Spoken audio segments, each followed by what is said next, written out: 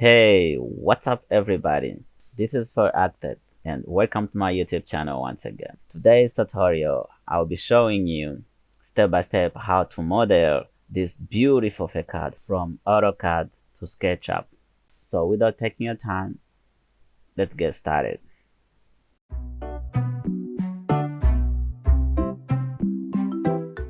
If you haven't subscribed, please consider subscribe since I'll be making more tutorials like this in the future. You can like, comment and share to support my channel. You can also follow me on social media. This is Phori Headquarter. They does some girls, women stuff like makeup, I'm not really sure.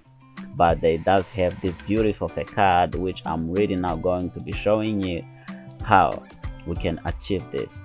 So on the right side I got this elevation, and as you can see inside we got this glass which has these beautiful patterns. I'll be showing you from Photoshop how we can get this pattern.